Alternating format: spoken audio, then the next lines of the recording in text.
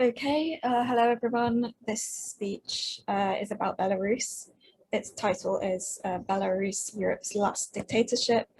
There aren't really any difficult words at all, just the name of the current president of Belarus, Aleksandr Lukashenko, and a reference to the European Bank for Reconstruction and Development. If everything's okay, I'll begin. Hello everyone. This speech was inspired by an event that hit the news a few weeks ago, in which Belarus hijacked a passenger plane on which a Belarusian dissident was traveling, forcing it to land in the country with the help of a false bomb threat so that this dissident could be arrested. The incident resulted in international outrage and Belarusian airspace being closed to EU flights, and vice versa, Belarusian planes being unable to land in the EU. This event piqued my interest and led me to read more about Belarus and its current situation. For the past 27 years, Belarus has been ruled by Aleksandr Lukashenko, often referred to as Europe's last dictator. He has retained a tight grip on power by retaining much of the country's Soviet past. His position looked secure until protests that resulted from last year's presidential campaign. So how has he lasted so long in power, and why is his reign now under threat? Well, to start at the beginning, he was elected in 1994 after the fall of the Soviet Union with around 80% of the vote. He beat his communist opponents, standing on an anti-corruption platform, and these were probably the fairest elections that have ever taken place in Belarus. Lukashenko's political agenda had three main elements. Firstly, the restoration of the Soviet system with marginal market elements. Secondly, increasing political repression. And thirdly, close relations with Russia. Since then, he has cemented his political rule with strong control over the media and other areas of government. Soon after taking power, Lukashenko focused on preventing market reforms in Belarus and stabilizing big Soviet enterprise.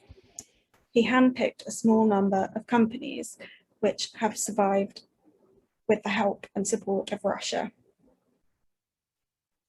In order to remain in power, he has maintained control over the media and exerted as much political repression as has been necessary to remain in power. However, Lukashenko has continually driven his country into debt. He has repeatedly turned to Russia for help. Russia has supported Belarus through energy subsidies, and it has continually sold the country gas and oil at way below market levels. Even so, over the past few decades, Belarus has gone from crisis to crisis. For many years, Lukashenko targeted an average monthly wage of $500 which is approximately where wages are right now, but his economy could only afford just over half this sum. Therefore, he needed somebody to make up the difference and bail him out. He was assisted by Russia in 2011, when Belarusian inflation swung up to 109% due to his financial mismanagement. However, not all roads have led to Moscow. In 2008 and 2009, Lukashenko turned instead to the International Monetary Fund and the European Union. After the most recent crisis, he looked to both Russia and the West for assistance, but neither were willing to help him.